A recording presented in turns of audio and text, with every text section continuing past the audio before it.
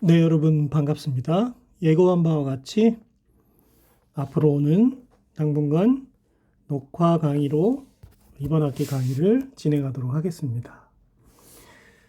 계속해서 강의를 업로드할 테니까 틈나는 대로 시청해 주시기 바랍니다.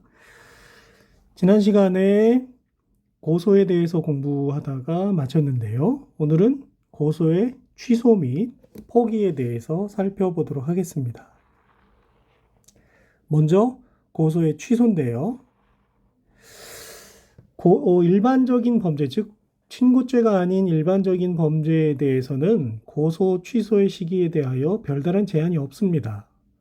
그런데 이에 반해서 친고죄 고소 취소는 제1심 판결 선고 전까지만 취소할 수 있도록 그렇게 제한 규정을 두고 있지요. 너무 장기간 고소를 취소할 수 있도록 하는 것이 적절하지 않기 때문에 그런데요. 반의사 불벌죄에서 처벌을 희망하는 의사표시의 철회 시기에 대해서도 같은 규정을 두고 있어서 제1심 판결 선고 전까지만 처벌 희망하는 의사표시를 철회할 수가 있게 되겠습니다. 자, 문제는 항소심에서 당초에 비친고죄, 즉 정보통신망 이용 촉진 및 정보보호 등에 관한 법률에 의한 명예훼손죄 같은 경우 또는 형법상 상해죄와 같은 비친고죄가 모욕죄와 같은 친고죄나 또는 폭행죄와 같은 반의사 불벌죄로 공소장이 변경이 된 경우 항소심에 이르러서 그럼 이미 1심 판결이 선고된 후잖아요. 이 비로소 고소 취소나 처벌 희망 의사를 철회할 수 있는지에 관해서 견해의 대립이 있습니다. 그래서 무효설은 고소 취소 시기의 획일적 확정 및 물리 해석의 한계를 근거로 하고 있고, 유효설은 고소 취소 시기의 제한은 현실적 심판 대상이 된 공소 사실을 기준으로 해서 그것이 항소심에서 변경이 되었다 그러면 항소심에서 비로소 현실적 심판의 대상이 되었기 때문에 그 항소심의 판결 선고시까지 가능하다. 이런 의미이다는 얘기고, 검사나 법원의 잘못된 판단으로 인해서 고소 취소를 할 수 있는 시기를 놓치게 되는 불이익을 피고인에게 전가할 수 없다는 것도 그 이유로 하고 있죠. 그에 반해서 절충설은 친고죄에만 적용이 되기 때문에 친고죄로 공소장이 변경되기 이전에 한 고소 취소는 효력이 있다라고 하는 견해입니다. 그런데 판례는 확립된 판례가 있죠. 판례 입장은 확고합니다. 항소심에서 비로소 공소사실이 친고죄로 변경된 경우라 하더라도 항소심을 제1심이라고 할 수는 없기 때문에 고소인이 고소를 취소할 수 없다. 반의사불벌죄에서 처벌 희망 의사 표시를 철회할 수 없다라고 그렇게 판시하고 있습니다. 그래서 판례 입장은 항소심에 이르러서는 비로소 친고죄나 반의사불벌죄가 되었다 하더라도 고소 취소를 할 수 없다. 왜? 1심 판결 선고 후이기 때문이라는 그런 이유가 되겠습니다. 잘 알아두셔야 되겠고요. 고소 취소를 하는 방법은요. 고소와 마찬가지로 서면 또는 구술로서 해야 됩니다. 만약에 검사 또는 사법경찰관이 구술에 의한 고소 취소를 받게 되면 고소 취소라는 조서를 작성해야 되죠. 고소 취소 내용이 담긴 취소 조서를 작성해야만 적법한 고소 취소가 되겠습니다. 그리고 고소 취소도 고소와 마찬가지로 대리인을 통하여도 할 수가 있습니다. 판례 입장을 하나 소개를 하게 되면요. 가해자와 서로 원만히 합의되어 피해자는 가해자에게 이 사건과 관련하여 어떠한 민형사상의 책임도 묻지 않기로 한다는 취지의 합의서가 고소 취소의 의사가 담긴 합의서가 수서기관이나 법원에 제출되었다면 고소 취소가 있는 것으로 본다는 얘기입니다. 즉 반드시 고소를 취소한다라는 그런 문구가 필요한 것은 아니라는 그런 뜻이죠. 그렇지만 고소인이 그러한 내용의 합의서를 작성했다 하더라도 피고인에게 작성하여 준 것일 뿐 그와 같은 것이 수사기관이나 법원에 제출되기 전에는 단순히 피고인에게 작성해 준 것만으로는 고소 취소가 있는 것으로 볼 수 없다는 것도 역시 판례의 입장입니다. 고소 취소가 수사기관이나 법원에 대한 의사표시인 것을 생각해 보면 납득이 되는 이야기죠. 고소 취소의 효과는요, 고소를 취소하게 되면 다시 고소할 수 없는 그런 재고소 금지의 원칙이 적용이 됩니다.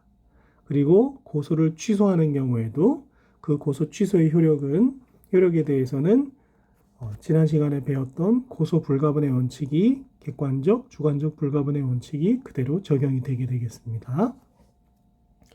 자, 두 번째로 고소의 폭인데요. 고소의 폭이라는 것은 친고죄의 고소권자가 역시 친고죄에서 얘기하는 거죠. 고소기간 내에 고소권을 행사하지 않겠다는 의사를 표시하는 것을 말합니다. 고소권을 포기하는 거죠. 쉽게 말해서. 이에 대해서는 고소권을 포기할 수 있다는 긍정설과 부정설의 견해 대립이 있는데요. 판례는 고소권이라는 것은 공법상의 권리로서, 그렇죠? 사법상의 권리가 아니다. 공법상의 권리로서 고소권을 포기할 수 있다는 명문의 규정이 없기 때문에 고소권을 포기하더라도 효력이 없다. 즉, 고소권을 포기할 수 없다는 입장이 있습니다. 그래서 판례 입장도 역시 잘 확인해 두셔야 되겠고요. 이와 같이 고소의 취소 및 포기에 대해서 살펴봤고요. 고소에 대한 마지막 부분으로 고소의 추안에 대해서 살펴보도록 하겠습니다. 고소의 추안이라는 것은, 추안이라는 말은 다른 말로 추후 보완이다. 추후 보완이라는 말에서 추자와 완자를 가져온 것이다. 이렇게 생각하셔도 될 것 같은데요. 친고죄에서 공소제기 당시 고소가 없었지만 공소제기 후에 추후에 비로소 고소를 보완한 경우, 고소가 있는 경우에 공소제기의 흠결이 치유가 되어서 적법한 공소제기로 인정되느냐의 문제를 말합니다.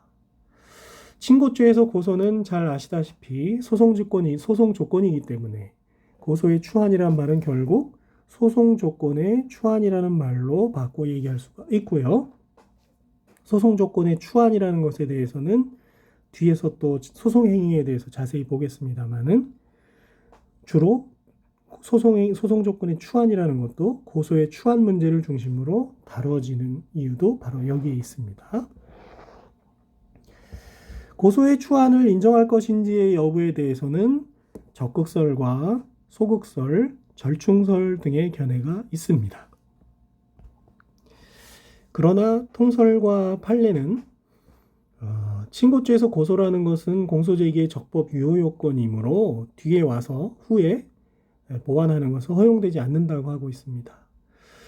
강간죄와 같은 성폭력범죄가 친고죄이던 국법 당시의 판례도 비친고죄인 강간치사죄로 기소되었다가 친고죄이던 강간죄로 공소장이 변경된 후에, 공소제기 후에, 공소장 변경이라는 건 공소제기 후에 가능한 거니까요.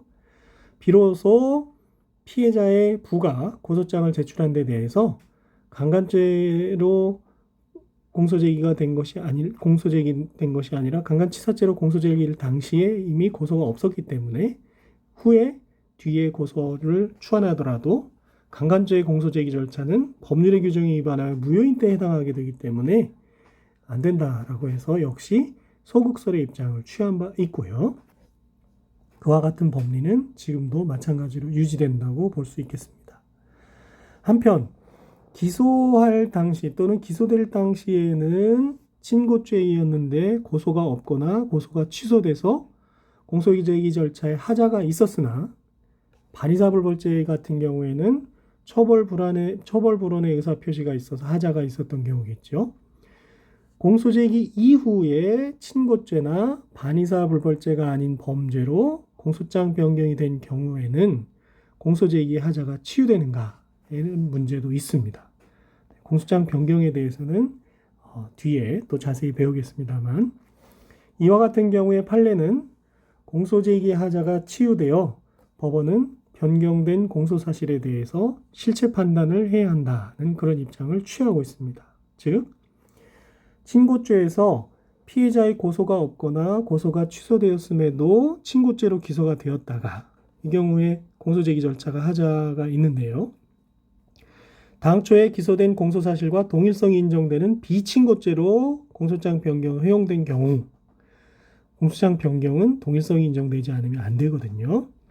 그 당초 공소제기의 흠은 치유가 되고 친고죄로 기소된 후에 피해자의 고소가 취소되었더라도 제1심이나 항소심에서 당초에 기소된 공소사실과 동일성이 인정되는 범위 내에서 다른 공소사실로 공소장을 변경할 수 있으며 이러한 경우 변경된 공소사실에 대하여 심리 판단하여야 하는데 이는 반의사불벌죄에서 피해자의 처벌을 희망하지 않는 의사표시 또는 처벌을 희망하는 의사표시에 철회가 있는 경우에도 마찬가지라고 그렇게 판시한 바가 있습니다. 앞서 고소 취소의 효력과 또 구별을 해야 되겠죠. 예를 들어서 폭행죄에 대한 수사 중에 폭행죄는 반의사불벌죄 아니겠습니까? 갑과 을이 원만히 합의를 해서 피해자인 을이 피고인인 갑에 대해서 피의자인 갑에 대해서 고소 취소를 하였습니다. 그러면 원래 공소 제기를 할 수가 없는데 반의사불벌죄니까요. 근데 검사가 갑을 폭행죄로 기소를 했습니다.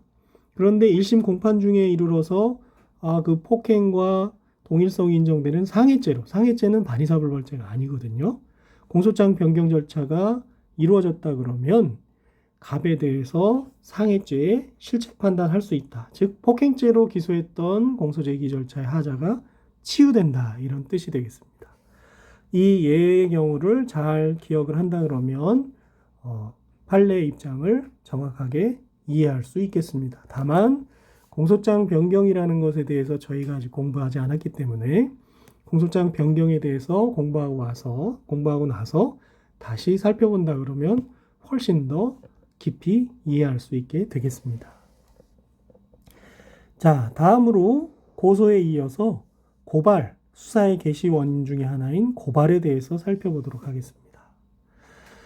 고발이라는 것도 수사기관에, 지금은 수사단서니까요. 수사기관에 범죄 사실을 신고해서 범인의 처벌을 구하는 소출을 구하는 의사표시입니다. 다만 고소와 구별해야 될 것은 고소권자가 하는 것은 고소가 되고 범인 이외의 제3자, 고소권자가 하는 것은 고소가 되기 때문에 제3자가 하는 것이 고발이다. 그런데 제3자, 범인이 하는 것은 아래에서 보는 자수가 되기 때문에 결국 고소권자와 범인을 제외한 제3자가 수사기관에 대해서 범죄 사실을 신고해서 범인의 소출을 구하는 의사표시를 말한다.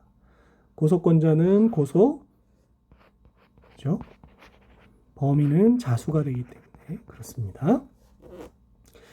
고발이라는 것도 수사의 단서이지만 경우에 따라서는 소송 조건이 되는 경우가 있습니다. 예를 들어서 관세범에 대해서는 관세청장이나 세관장의 고발이 없으면 검사가 공소를 제기할 수 없도록 규정이 되어 있는 경우가 있습니다. 관세법 284조 제1항이죠. 그 규정에 가서 찾아보시면 관세범에 관한 사건에 대하여는 관세청장이나 세관장의 고발이 없으면 검사는 공소를 제기할 수 없다. 이렇게 규정이 되어 있습니다. 조세범에 대해서도 조세범 처벌법 제21조에 보시면 국세청장이나 지방국세청장 또는 세무서장의 고발이 없으면 검사가 공소를 제기할 수 없다. 이렇게 규정을 하고 있죠. 이런 경우에는 소송 조건이 되겠습니다. 고발권자는요. 누구든지 즉 고소권자나 범인이 아닌 제3자는 누구든지 범죄가 있다고 생각하는 때 고발할 수 있습니다. 특히 공무원은 그 직무를 행함에 있어서 범죄가 있다고 생각하는 때에는 고발해야 한다라고 규정을 하고 있어서 고발 의무까지 부담을 하고 있고요. 고발은 그래서 일반인에게는 권리가 되겠지만 고발할 수 있는 권리지만 공무원에게는 의무가 됩니다. 그러나 235조에 의해서 자기 또는 배우자의 직계존속은 고발하지 못하지요. 물론 이에 대한 예외도 또 있습니다만.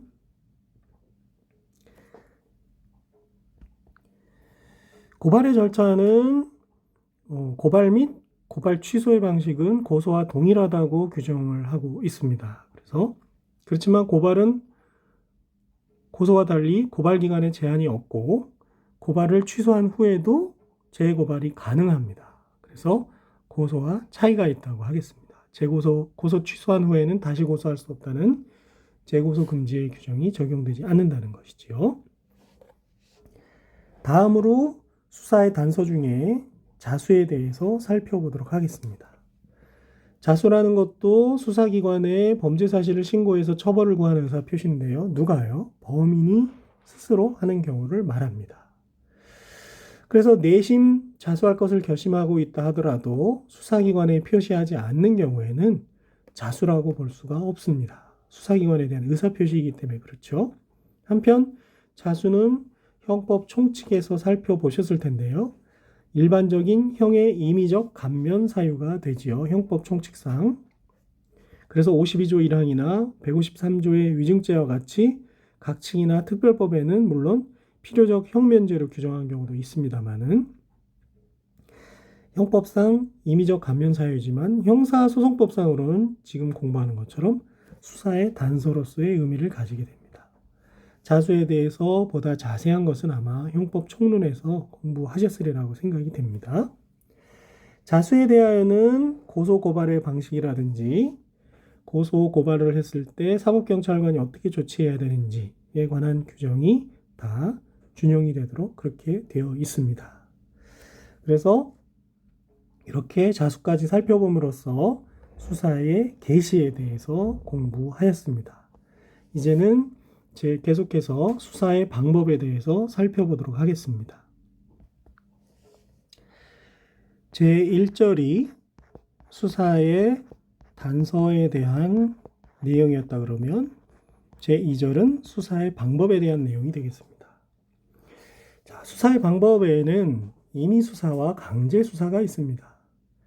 수사기관이 수사를 하는 데 있어서 강제력을 행사했는지 여부를 기준으로 임의수사와 강제수사로 나눌 수 있는 것이지요.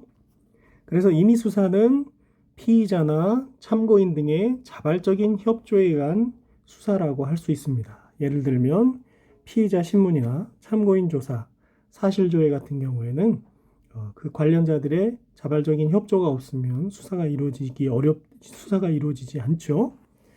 이에 반해서 강제수사는 원칙적으로 수사기관의 강제력에 의한 수사의 방법을 말한다고 할 수 있습니다. 임의수사와 강제수사의 개념에 대해서 여러 가지 견해가 있습니다만은 다수설은 법령이 형식적으로 강제수사라고 규정하였다는 그런 형식적 규정이 아닌 실질적으로 수사 상대방의 법익을 침해하면 강제수사다라고 보고 있다고 이해해도 무방한 큰 무리가 없겠습니다. 예를 들면 체포, 구속, 압수, 수색, 검증 등은 수사 상대방의 법익을 침해하게 되겠지요. 대표적인 강제수사의 내용이 되겠습니다. 이와 같은 임의수사와 강제수사의 방법에 있어서 임의수사의 원칙과 강제수사를 규제해야 된다는 것이 바로 중요한 내용이 됩니다. 그래서 형사소송법은 임의수사를 원칙적으로 해야 된다는 임의수사의 원칙을 규정하고 있습니다. 그래서 199조 1항은 수사기관은 수사의 목적을 달성하기 위하여 필요한 조사를 할 수 있다. 다만 할 수 있으나 강제수사는 형사소송법에 특별히 규정이 있는 경우에 하나며 그래서 강제수사 법정주의가 되고요. 필요한 최소한도의 범위 안에서 하여야 한다. 비례성의 원칙을 명시적으로 규정을 하고 있는 거죠. 이와 같이 강제수사는 법익 침해를 수반하기 때문에 규제를 해야 되는데요. 어떻게 규제할 것이냐에 대해서 다음과 같은 내용을 생각해 볼 수가 있습니다. 자, 크게 국가 권력을 입법, 그렇죠? 또는 사법, 행정 이렇게 나눌 때 삼권 분립의 원리가 있지 않습니까?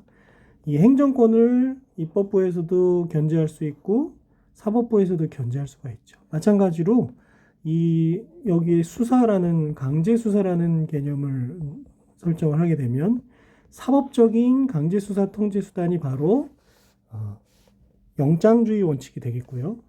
입법적인 강제수사 규제의 원칙이 바로 강제수사 법정주의가 되겠습니다. 그렇죠? 법적으로 강제수사를 규정해야 된다. 사법부에 의한 영장에 의하여야 한다. 이런 의미로 생각해 볼 수가 있는데요. 그래서 강제수사 법정주의라는 것은 앞에서도 본 것처럼 강제수사는 형사소송법에 특별한 규정이 있는 경우에 한하여 할 수 있다는 의미입니다. 인권침해가, 법익침해가 예상되는 수사활동은 임의수사가 원칙이지만 강제수사가 필요한 경우라면 그 종류와 절차를 법에 규정하여 이를 억제하도록 한 것이지요. 입법적인 측면에서의 규제라고 볼 수가 있겠습니다. 두 번째로 생각할 수 있는 건 영장주의 원칙인데요. 체포나 구속, 압수 또는 수색과 같은 강제수사를 할 때에는 적법한 절차에 따라 검사 신청에 의하여 법관이 발부한 영장을 제시하여야 한다라고 헌법 12조 3항이 규정하고 있습니다. 이를 영장주의 원칙이라고 할 수 있죠. 이와 같은 영장주의 원칙은 헌법에서도 헌법 공부하실 때도 공부하셨겠습니다만 법관에 의한 영장이어야 한다는 것, 또 사전 영장이어야 한다는 것, 일반 영장은 금지된다는 것, 영장을 제시해야 한다는 것을 그 내용으로 하고 있습니다. 다만 영장주의 원칙을 초지일관 관찰할 수 없기 때문에 예외를 두고 있는데 체포를 할 때에는 긴급체포와 현행범인 체포, 체포 구속 목적의 피의자 수색, 체포 현장에서의 압수수색 검증, 타인의 주거나 타인이 간수하는 가옥, 건조물, 항공기, 선박 차량 안에서의 피의자 수색, 범죄 장소의 압수수색, 긴급 체포된 자에 대한 긴급 압수의 예외를 두고 있습니다. 그래서 대물적 강제수사 부분에서 대인적 대물적 강제수사 부분에서 특히 이 영장주의의 예외에 대해서 저희가 유념해서 살펴봐야 되겠습니다. 이 중에 범죄 장소의 압수수색은 계속 압수할 필요가 있는지 여부에 관계없이 반드시 사후 영장을 요구하고 있기도 하고요. 관련된 내용은 해당 분야에서 살펴보도록 하겠습니다. 이와 같은 강제수사 법정주의, 또 영장주의 원칙 이외에도 조문에서 보신 것처럼 비례성의 원칙을 강제수사의 규제 원칙으로 우리가 특히 생각해 볼 수가 있습니다. 국가 형벌권 달성을 위한 강제수사는 그로 인해서 침해될 개인적 이익과 비교해서 상당성이 유지되어야 하고요. 그래서 199조 1항에서 본 것처럼 강제수사는 필요한 최소한도의 범위 안에서만 하여야 한다라고 규정을 하고 있죠. 이는 형사 절차에서 강제수사의 발동 요건과 강제수사의 내용을 한계 짓는 역할을 한다고 볼 수 있겠습니다. 비례 원칙이라는 것에 대해서 괄호 속에 제가 써놨는데요. 특히 형사 강제수사는 물론이고 행정법 영역에서 비례성의 원칙은 매우 중요한 원칙이기 때문에 잘 이해를 해 놓으셔야 되겠습니다. 헌법재판소의 결정에서도 많이 등장을 하게 되지요. 그래서 그 세부적인 원칙으로 적합성의 원칙, 또 필요성의 원칙, 또 협의의 비례성, 즉 상당성의 원칙을 내용으로 한다고 보통 설명이 되고 있습니다. 그 부분도 한번 주의 깊게 살펴보시기 바라고요. 실제로 이것이 임의수사인지 강제수사인지가 다퉈지는 경우가 여러 가지가 경우가 있는데요. 주로 문제되었던 것은 임의동행, 그리고 보호실 유치, 그리고 거짓말 탐지기 사용, 그 밖에도 뭐 여러 가지가 있겠습니다만 여기서는 이와 같이 세 가지에 대해서만 살펴보도록 하겠습니다. 첫 번째는 임의동행의 문제입니다. 임의동행의 개념부터 일단 정확하게 이해를 하셔야 되겠는데요. 임의동행이라는 것은 수사기관이 피의자의 동의를 얻어, 즉 임의적으로 수사기관 등에 동행하는 것, 함께 가는 것을 말하지요. 조사하기 위해서 가는 거겠죠. 그래서 임의동행에 대해서는 일반적으로 임의수사의 한 형태로 보고 있고요.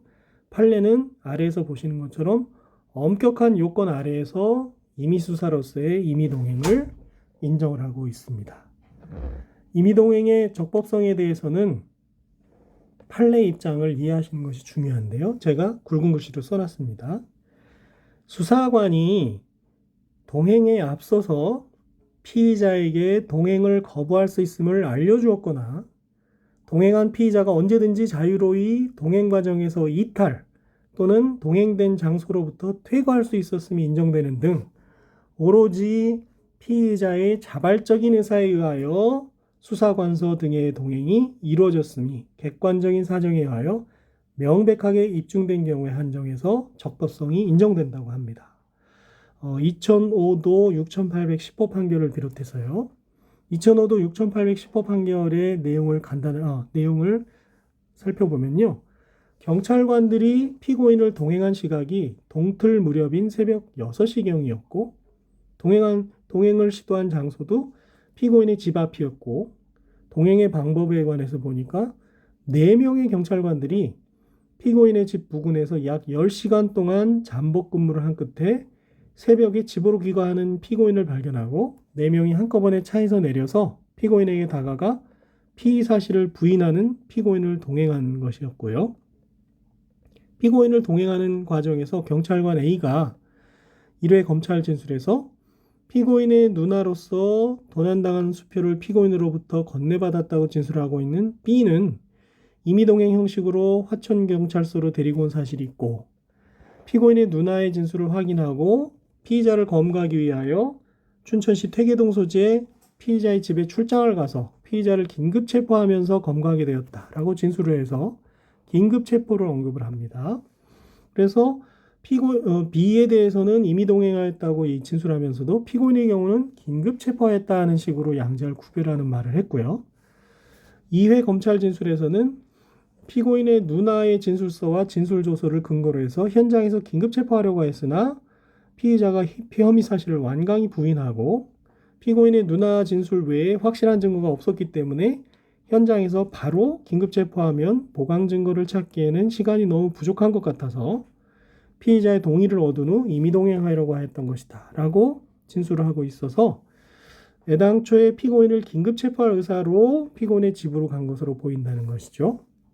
한편 경찰관 A는 동행을 요구할 당시에 피고인에게 누나가 이야기한 절도 사실에 대해서 고지하니 알려줬더니 피고인이 혐의 내용을 완강히 부인해서 경찰서에 가서 확인을 해보고 피고인의 이야기가 맞으면 그냥 돌아가도 좋다라고 설득을 하였다고 얘기를 하고 있으면서도 피고인에게 동행 요구에 응하지 않아도 된다는 점을 고지하였음을 인정할 만한 진술을 하고 있지 않는 반면에 피고인은 법정에서 경찰관들로부터 동행 요구에 대해 거부할 수 있다는 것을 사전에 고지받은 적이 없다고 진술하는 등 경찰관들이 동행을 요구할 당시에 피고인에게 동행 요구를 거부할 수 있음을 말해주지 않은 것으로 보인다는 것입니다. 또한 피고인이 원심법정이라고 하는 것은 대법원의 입장에서 볼 때 항소심 법정이죠. 진술하기를 경찰서에서 화장실에 갈 때도 경찰관 한 명이 따라와서 감시했다. 그럼 자유로이 퇴거할 수가 없는 것이죠. 이런 점 등에 비춰보면 피고인이 경찰서에 도착한 이후의 상황도 피고인이 임의로 퇴거할 수 있는 상황은 아니었던 것으로 보이는 점 등 재반 사정에 비춰보면 비록 사법경찰관이 피고인을 동행할 당시에 물리력을 행사한 바가 없고 피고인이 명시적으로 거부 의사를 표명한 적이 없다고 하더라도 사법경찰관이 피고인을 수사관서까지 동행한 것은 적법 요건이 갖추어지지 아니한 채 사법경찰관의 동행 요구를 거절할 수 없는 심리적 압박 아래 행하여진 사실상의 강제 연행, 즉 불법 체포에 해당한다고 봐야 한다라고 하고 사법경찰관이 그로부터 6시간 상당히 경과한 이후에 비로소 피고인에 대하여 긴급 체포의 절차를 밟았다고 하더라도 이는 동행의 형식 아래 행해진 불법 체포에 기해서 사후적으로 취해진 것에 불과하기 때문에 6시간 후에 이루어진 그와 같은 긴급 체포 또한 위법하다 이렇게 판시한 사안이 되겠습니다. 그래서 이 판례 사안을 보시고 임의동행의 적법 요건을 잘 기억을 해야 되겠습니다. 그렇기 때문에 경찰관의 강제적인 임의동행 요구로부터 벗어나려고 몸싸움을 하는 과정에서 만약에 경찰관에게 경미한 상해를 입혔다면 위법성이 결여된 행위라고 하고 있습니다. 그 부분도 역시 잘 이해를 해 놓으셔야 되겠죠. 긴급체포가 임의동행 요구가 위법하다 그러면 그와 같은 불법한 직무집행에 대해서 싸움을 하는 과정에서 벌어진 경미한 상해는 위법성이 결여된다. 이렇게 보는 것이죠. 일종의 정당방위라고 보는 것입니다. 정당방위에 대해서는 형법총론 시간에 많이 배우셨죠. 다시 한번 이야기하지만 임의동행이라는 것이 피의자를 조사하기 위한 임의수사의 한 방법으로 이해가 되고 있지만 판례는 상당히 엄격한 요건하에 임의동행의 적법성을 인정하고 있다. 이렇게 이해하시면 되겠습니다. 수사관으로서는 영장에 의해서 체포를 하든지 하는 그런 방법들이 있기 때문에 임의동행을 남용하지 말라는 그런 의미도 들어있다고 보겠습니다. 두 번째로 보호실 유치인데요. 보호실 유치라는 것은 수사기관이 피의자의 의사에 관계없이 일정한 장소에 강제로 유치하거나 혹은 승낙을 받았다 하더라도 일정한 장소에 데리고 가서 가둬놓는 것을 말하는 것입니다. 유치하는 것을 말하죠. 원래 경찰서 유치장이나 보호실이라는 것은, 경찰서에 설치되어 있는 보호실이라는 것은 경찰관 직무집행법 제4조에 의해서 타인의 생명이나 재산에 해를 끼칠 우려가 있는 정신착란자나 주치자에 대하여 가족이나 공공기관에 인계하기 전까지 말 그대로 보호하기 위하여 마련된 시설인데요.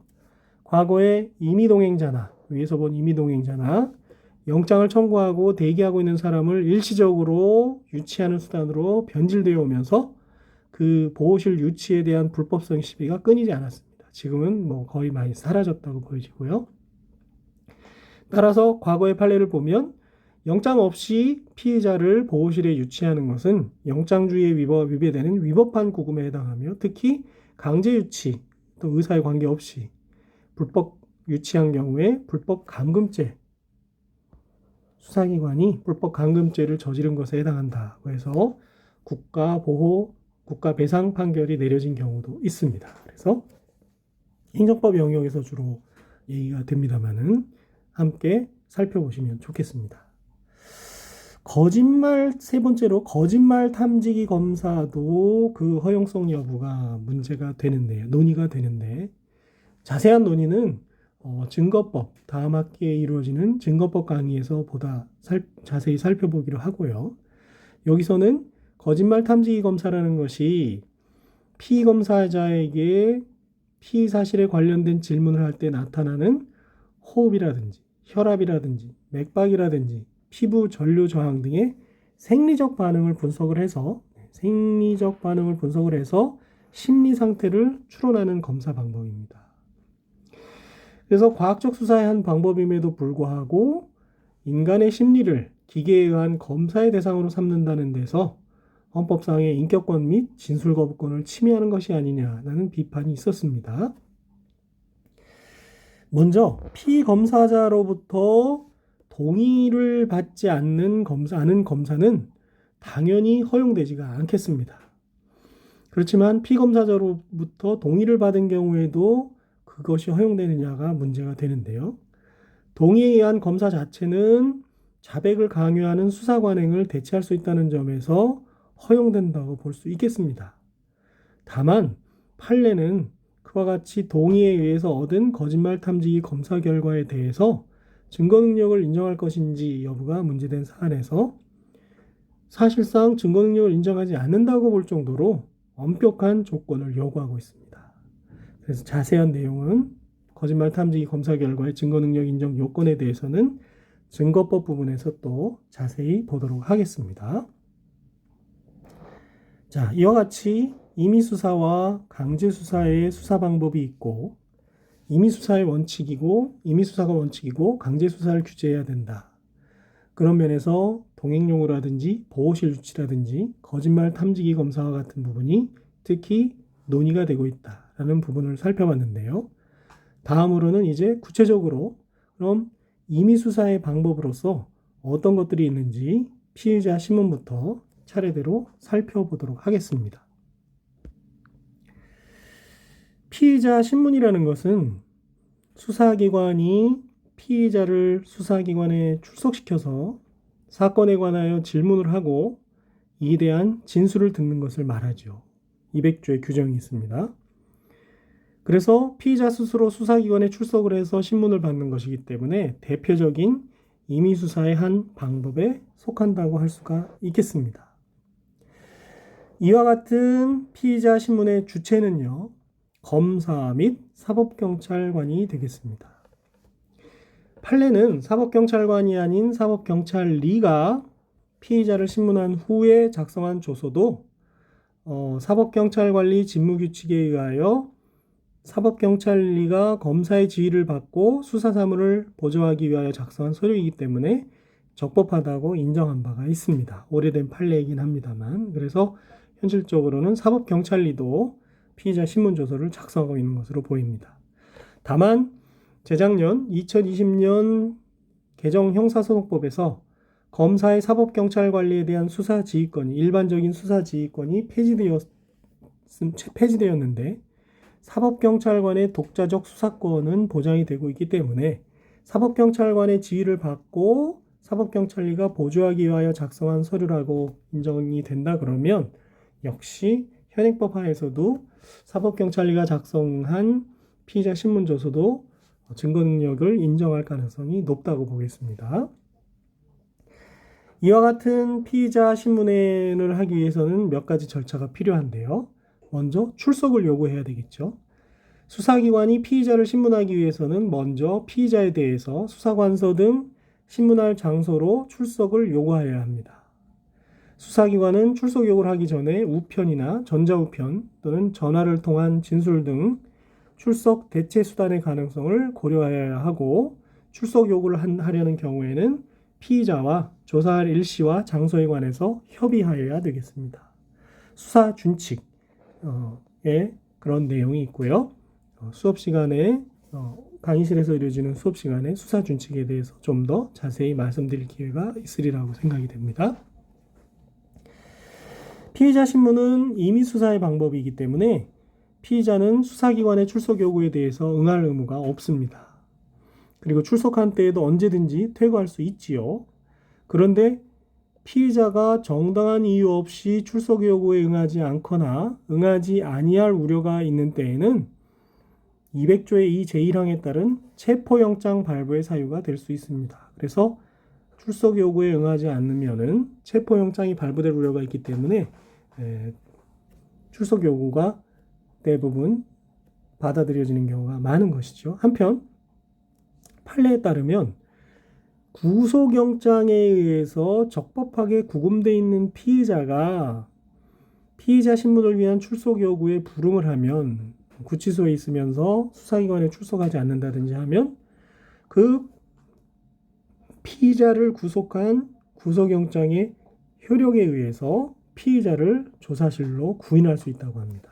그래서 피의자를 구속할 때 발부받은 구속영장의 효력에 의해서 구인할 수 있다는 것을 잘 기억을 해놔야 되겠습니다. 다만 이러한 경우라도 피의자 신문 절차는 여전히 임의 수사에 한 방법으로 진행되어야 되기 때문에 진술 거부권을 여전히 행사할 수 있고, 그와 같은 진술 거부권이 있음을 알려줘야 되는 것은 당연하고요.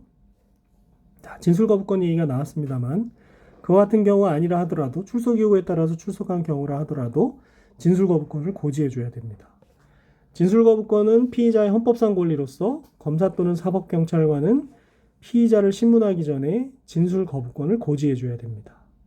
이 권리를 실효성 있게 하기 위해서 형사소송법은 구체적으로 이를 규정하고 있는데 4가지를 적고 있죠. 일체의 진술을 하지 않거나 개개의 질문에 대하여 진술을 하지 않을 수 있다는 것, 진술을 하지 않더라도 불이익을 받지 않는다는 것, 진술 거부권을 포기하고 행한 진술은 법정에서 유죄의 증거로 사용될 수 있다는 것.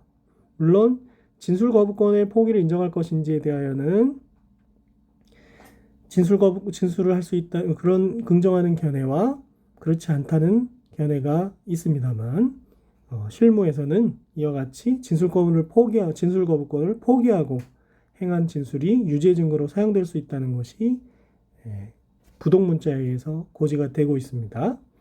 신문을 받을 때에는 변호인을 참여하게 하는 등 변호인의 도움을 받을 수 있다는 것이 바로 그 내용이 되겠습니다. 이 중에서 앞에 세 가지는 진술거부권에 대한 것이고 마지막 부분은 변호인의 도움을 받을 권리에 대한 것이지요.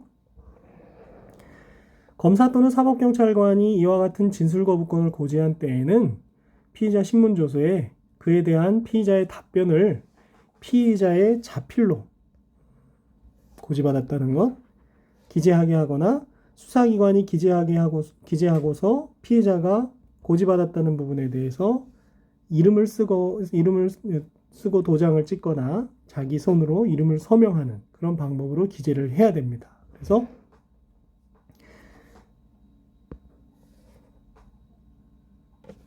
그와 같이 피의자의 자필로 기재하게 하거나 그 밖에 244조의 3 제3항에 기한 방법에 의해서 기재하지 않으면 증거 능력이 인정되지 않는다고 그렇게 보고 있습니다.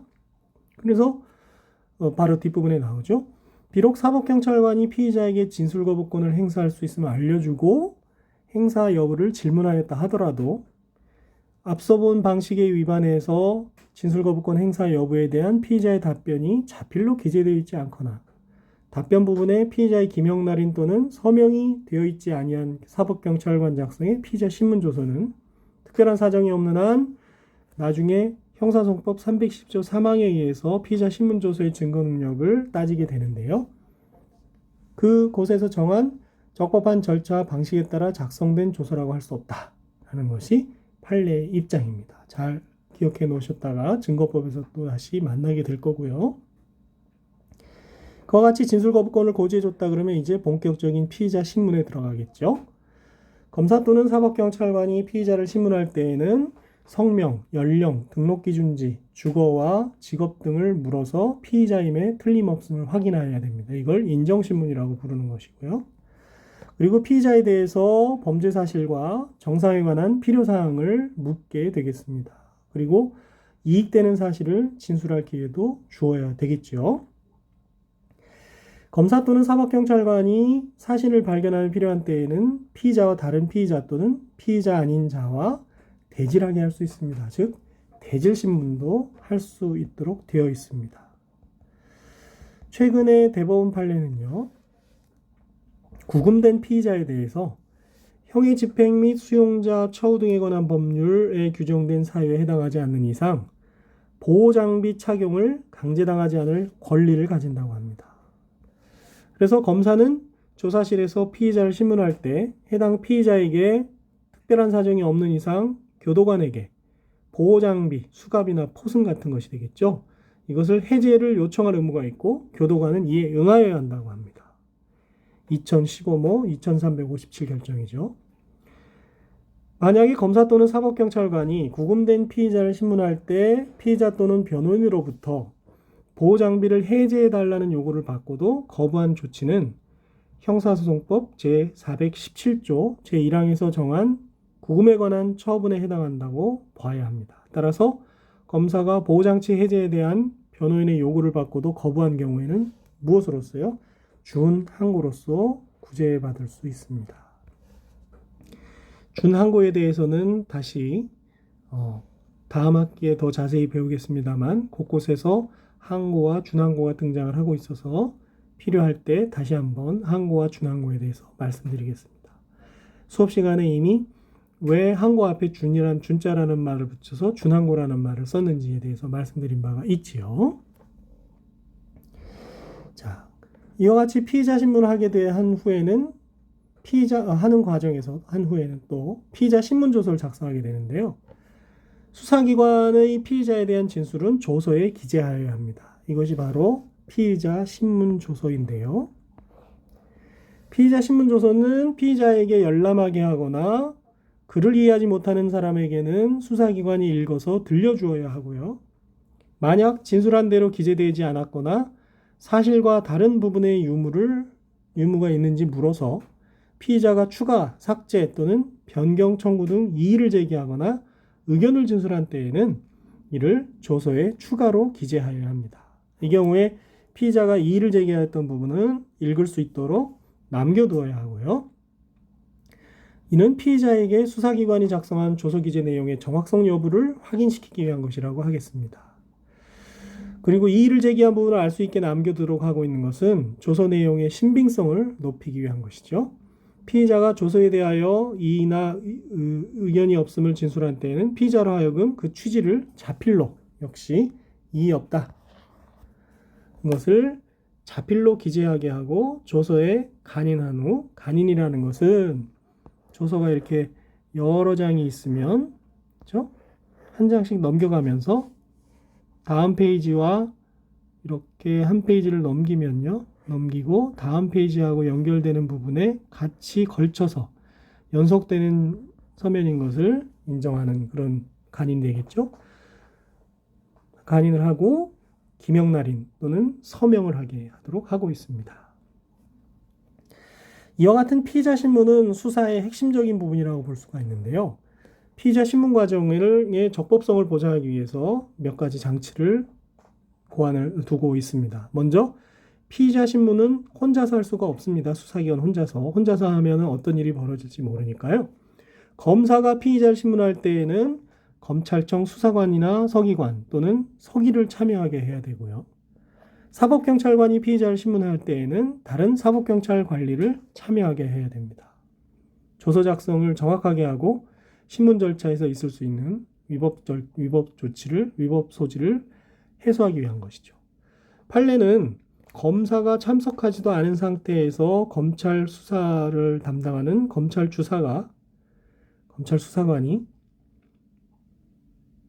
피의자를 신문해서 조서를 작성하고 조사 직후에 검사가 개괄적으로 이러이러한 것이 맞습니까? 라고 질문한 사실이 있을 뿐인 피의자 신문조서의 증거 능력을 부정한 바가 있습니다.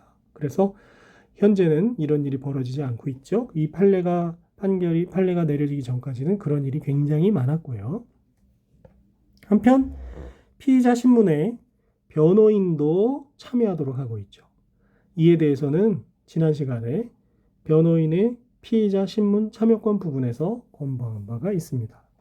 또 피의자 진술을 영상 녹화하는 규정도 두고 있습니다. 피의자 진술의 영상 녹화는 수사 과정의 투명성을 기하고 피의자의 인권 침해를 방지하기 위한 것인데요. 그와 같은 의의는 피의자 신문 조서를 대체할 수 있는 독립 증거로는 사용될 수가 없습니다. 역시 증거법에서 배우는데요. 피의자 신문 조서를 대체하는 영상 녹화물을 피의자 신문을 영상 녹화한 것이 피의자 신문을 대체하는 독립 증거로는 인정하지 않고 있습니다. 기억을 환기시키기 위한 수단으로 활용되고 있는 것에 그치는 것이 한계이죠. 영상 녹화물은 법관의 심증 형성에 큰 영향을 미칠 수 있기 때문에 그렇죠. 자세한 것은 증거법에서 공부합니다. 조문을 보시면 피의자의 진술은 영상 녹화할 수 있다고 되어 있고요. 이 경우 미리 영상 녹화 사실을 알려주어야 하며 조사의 개시부터 종료 시까지 전 과정 및 객관적 정황을 영상 녹화해야지 필요한 부분만 발췌해서 영상하면 안 되겠죠. 선택적으로. 수사기관이 의도적으로 유리한 부분만을 선별 녹화하는 것을 방지하기 위한 것이다. 영상 녹화가 완료된 때에는 피의자 또는 변호인 앞에서 지체 없이 그 원본을 봉인하고 피의자로 하여금 기명날인 또는 서명하게 해야 하고요. 이때 피의자 또는 변호인의 요구가 있는 때에는 영상 녹화물을 재생하여 시청하게 해야 합니다. 이 경우 내용에 대해서 이의를 진술한 때에는 역시 그 취지를 기재한 서면을 영상 녹화물에 첨부하도록 하고 있습니다. 네 번째로 수사 과정을 기록하도록 하고 있는데요. 검사 또는 사법경찰관은 피의자가 조사 장소에 도착한 시각, 조사를 시작하고 마친 시각, 그 밖에 조사 과정의 진행 경과를 확인하기 위하여 필요한 사항을 피의자 신문조서에 기록하거나 별도의 서면에 기록한 후 수사 기록에 편찬하도록 하고 있습니다. 그리고 이에 대해서도 열람, 증감 및 변경 청구권이 인정되고 피의자에게 간인, 기명날인 서명하도록 하고 있습니다.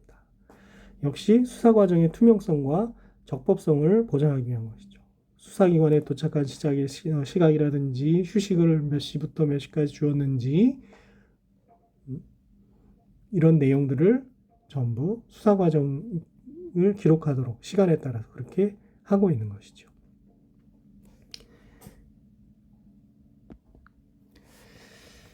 그래서 피해자 신문조서의 예를 보여드리면 이와 같이 피해자 신문조서라는 제목으로 성명, 주민등록번호 등을 기재한 다음에 인정신문으로 하고요. 그렇죠?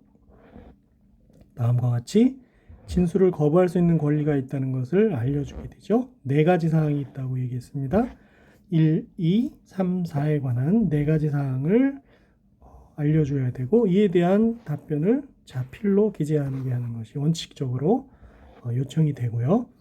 필요한 사항을 이렇게 쭉 신문한 다음에 그렇죠? 뒷부분에 가서 수사과정 확인서까지 보여드리도록 하겠습니다.